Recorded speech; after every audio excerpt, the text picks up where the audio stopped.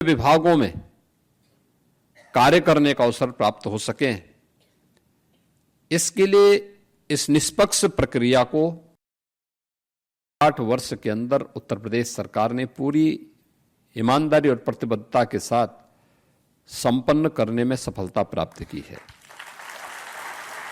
और आज उसी का परिणाम है कि जो सख्ती की गई थी, उस सख्ती का परिणाम है कि निष्पक्ष भर्ती की प्रक्रिया के परिणाम स्वरूप जो युवा चयनित हुए, उन्होंने भी पूरी ईमानदारी के साथ उत्तर प्रदेश सरकार का हिस्सा बनकर के अपनी प्रतिभा और अपनी ऊर्जा का लाभ उत्तर प्रदेश को दिया। आज परिणाम हमारे सामने है। आप में से ज्यादातर लोग इस बात को जानते हैं।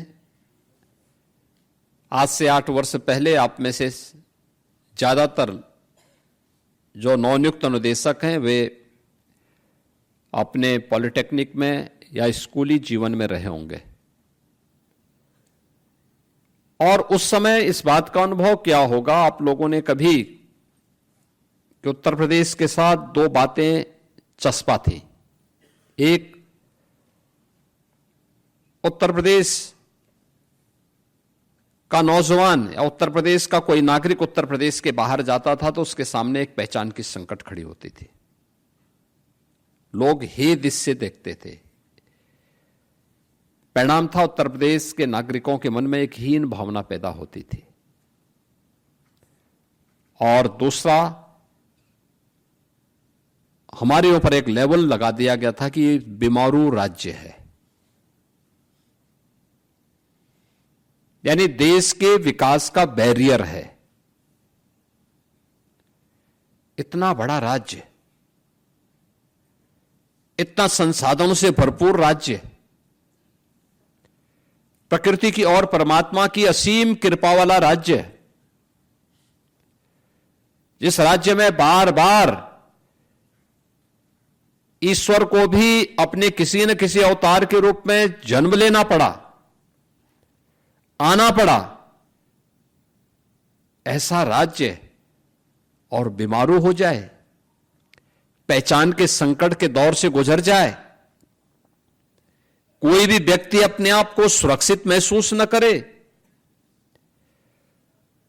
पर्व और त्योहारों के समय जब उत्साह और उमंग का माहौल हर एक चेहरे पर दिखना चाहिए, उस समय पर्व और त्योहार की आशंका उनकी जवान को खामोश कर देती थी। लोगों के मन में एक भय तैरने लगता था, पता नहीं कहां पे क्या हो जाए।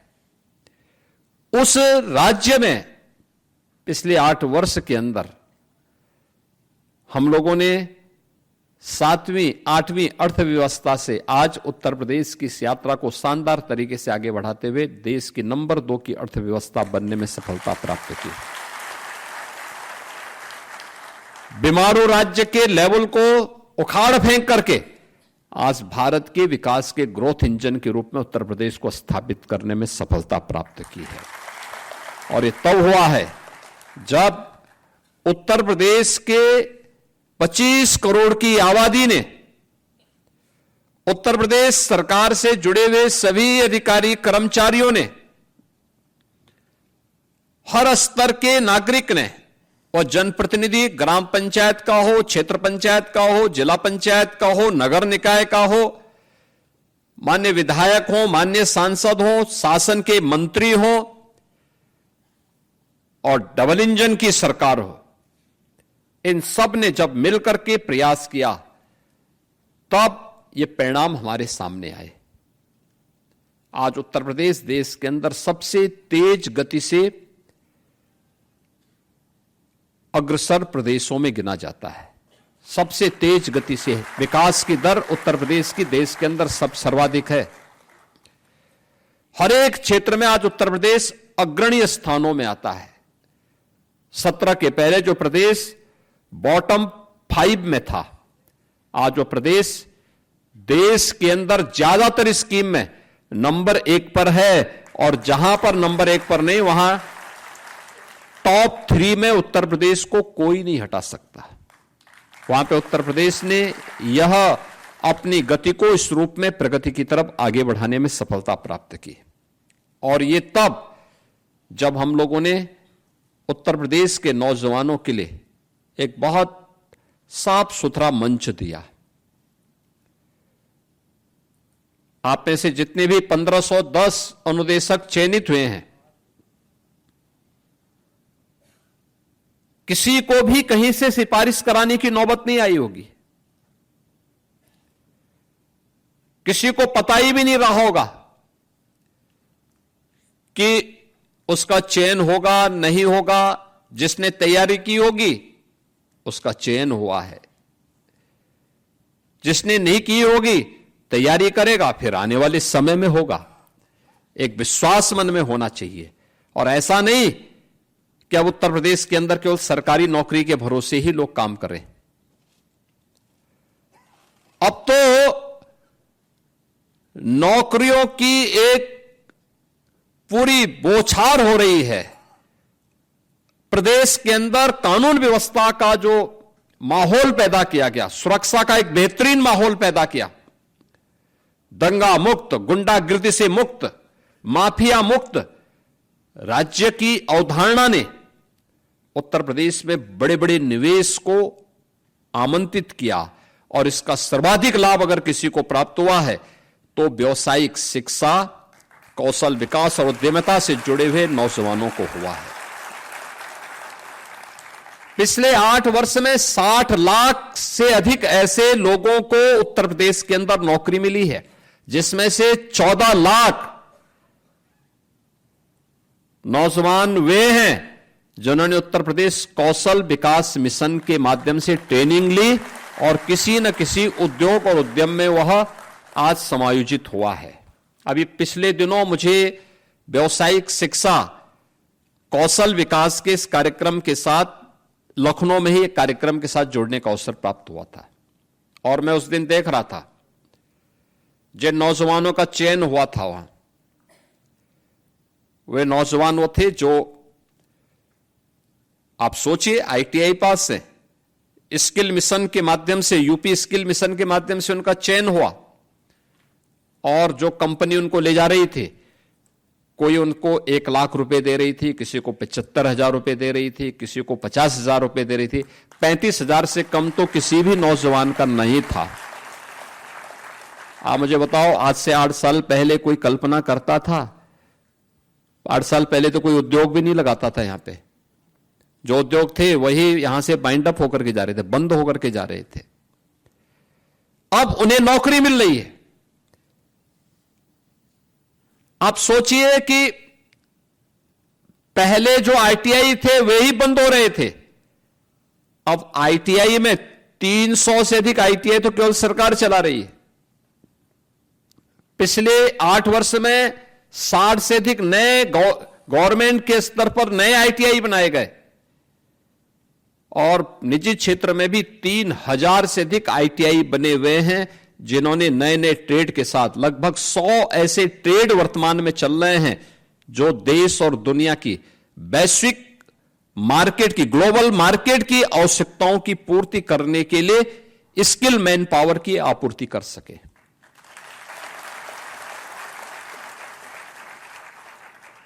अगर हमारे यहां इलेक्ट्रीशियन और प्लम्बरिंग का ट्रेड है तो आर्टिफिशियल का भी है, रोबोटिक का भी है और ड्रोन टेक्नोलॉजी का भी है। ऐसा नहीं कि हमने केवल परंपरागत ट्रेड में ही अपने नौजवानों को हम आगे बढ़ा रहे हैं। केवल व्यावसायिक शिक्षा में उन्हीं के लिए सर्टिफिकेट कोर्स नहीं है, उनके लिए तो है ही, क्योंकि इलेक्ट्रीशियन की आवश्यकता हमेशा रहेगी। हर घर नल की योजना के बाद प्लम्बर की आवश्यकता बढ़ी। पीएनजी की जो पाइप गैस लाइन की व्यवस्था बिछाई जा रही है, ये बृहद स्तर पर जाएगी तो नए प्लम्बर की आवश्यकता पड़ेगी। वह भी जिम्मेदारी इस विभाग के पास। लेकिन साथ साथ हम मॉडर्न ट्रेड में जिसे आप न्यू एज ट्रेड कह सकते हैं, उसमें अपने नौजवान को पीछे नहीं कर सकते। और इसलिए टाटा टेक्नोलॉजीज के साथ मिलकर के 150 आईटीआई को इन सब प्रकार के ट्रेड के साथ जोड़ करके आज हम उत्तर प्रदेश के नौजवानों को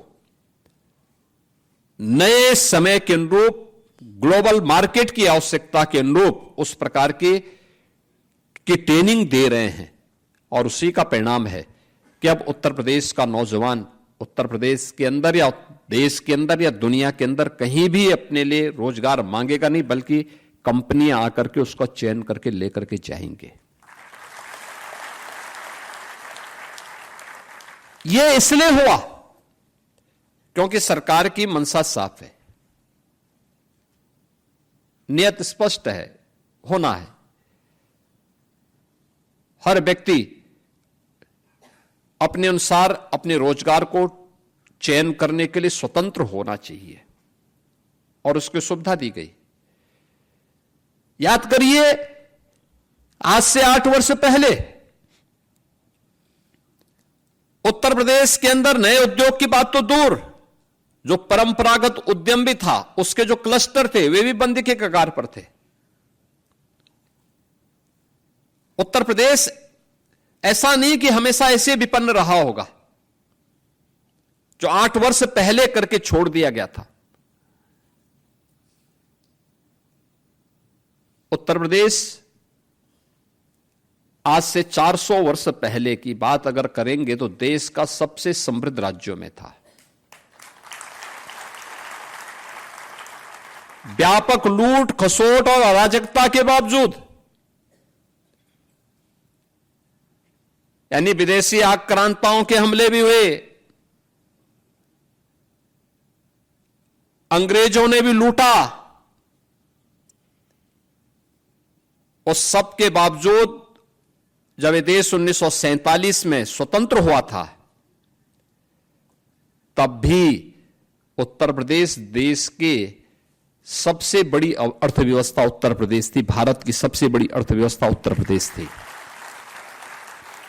1960 तक भी उत्तर प्रदेश का जो योगदान था भारत की अर्थव्यवस्था में 14% था। और 1947 से 60 तक भी उत्तर प्रदेश देश के नंबर 1 की अर्थव्यवस्था थी। 60 के बाद उसमें गिरावट आनी प्रारंभ हुई और 2016 आते आते उत्तर प्रदेश का जो कंट्रीब्यूशन था वह मात्र 8% के आसपास रह गया था। हम 8वीं अर्थव्यवस्था बनकर के रह गए थे। नंबर 1 से 8 पर पहुंचा दिया था इन लोगों ने। ये कारनामे थे। जब नीतियां स्वयं के स्वार्थ को ध्यान में रख करके, वोट बैंक की चिंता करके और परिवार के हितों के संरक्षण करने के लिए जब बनाई जाती हैं तो वो दुर्गति की तरफ ऐसे लेके जाती हैं जैसे उत्तर प्रदेश को लेके गए थे लोग। जहां नौजवान के सामने पहचान का संकट था, जहां बेटी और व्यापारी अपने आप को असुरक्षित पाते थे, जिस राज्य में पर्व और त्योहार के पहले उत्साह और उमंग तो कोसों दूर, हर व्यक्ति के चेहरे पर एक भय और दहशत का माहौल होता था, पता नहीं अब क्या होगा। तो उसके सामने पहचान का संकट आना ही था। आज आप देख रहे होंगे उत्तर प्रदेश आज पूर्णिमा है। आज कई जगहों पर पूर्णिमा का स्नान हो रहा है। सायंकाल रात्रि में चंद्र ग्रहण भी लगेगा। अलग अलग उत्सव उससे पहले संपन्न हो चुके होंगे। अब ये गणपति महोत्सव हुआ, उसी बीच में बारह फुआद भी आया। कहीं कोई दंगा हुआ क्या? कहीं कोई गुंडागिर्दी हुई क्या? आज लाखों की संख्या में लोग स्नान कर रहे हैं। अयोध्या में, काशी में, प्रयागराज में, गढ़मुक्तेश्वर में, और भी अन्य महत्वपूर्ण तीर्थों पर कहीं कोई दिक्कत नहीं, व्यक्ति आराम से अपनी श्रद्धा के अनुरूप जा रहा है, उसको पर्व और त्योहार मनाने की पूरी स्वतंत्रता है, सरकार वहां पे सुविधा उपलब्ध करवाती है। लेकिन क्या 8 वर्ष पहले क्या संभव था? क्या 8 वर्ष पहले इस प्रकार की नियुक्ति पत्र वितरण के इवेंट हो पाते थे क्या? वे कर ही नहीं सकते थे। क्योंकि करते कैसे? एक तो भर्ती की प्रक्रिया ही पूरी नहीं हो पाती थी, क्योंकि हर भर्ती की प्रक्रिया में कोई ना कोई ऐसा लकुना लग जाता था कि उसको माननीय न्यायालय के द्वारा रोक लगा दी जाती थी। इतना पैसा ले लिया जाता था कि वह किसी भी अभ्यर्थी से आंख से आंख मिलाकर के बात करने की स्थिति में नहीं होते थे। क्या पुलिस की भर्ती हो, क्या शिक्षकों की भर्ती हो, क्या अनुदेशकों की भर्ती हो, और क्या किसी अन्य विभाग की भर्ती हो। क्योंकि जब व्यक्ति बेईमानी और भ्रष्टाचार का सहारा लेता है तो उसका नैतिक पतन हो चुका होता है, वह फिर चेहरा उठाकर के बात करने की स्थिति में नहीं होता। और कमोबेश यही स्थिति 2016 के पहले सरकार ने कर दी थी। उस समय सरकार में बैठे हुए लोगों ने कर दी थी। परिणाम था उत्तर प्रदेश का नौजवान हताशा और निराशा के दौर से गुजर रहा था। जब नौजवान हताश और निराश होगा तो अर्थव्यवस्था को तो बैठना ही बैठना है, अर्थव्यवस्था तो नीचे गिरेगी ही गिरेगी। और यही होता था। पिछले 8 साढ़े 8 वर्ष के अंदर जब सामूहिक रूप से प्रयास हुआ, आज परिणाम है कि नौकरी सरकारी क्षेत्र में भी है, निजी क्षेत्र में भी है, स्वयं का रोजगार भी है, और बड़े बड़े रोजगार मेले लग करके वहां पर लोगों के लिए कहा जाता है कि भाई आप भी अपने अनुसार चयन करिए, आप कहां जाना चाहते हैं। स्वयं का स्टार्टअप स्थापित करना है, स्वयं का उद्यम स्थापित करना है, उसके लिए भी स्कीम है। हमने युवा उद्यमी स्कीम भी एक लागू की है अभी, और युवा उद्यमी स्कीम के माध्यम से हम लोगों ने व्यवस्था की, कोई युवा अपना स्वयं का रोजगार स्थापित करना चाहता है, पहले चरण में 5 लाख तक का ऋण उस युवा को, 21 वर्ष से 40 वर्ष का जो युवा होगा, हम उसको ब्याज मुक्त और गारंटी मुक्त ऋण देंगे, और मार्जिन मनी भी 10% तक देंगे।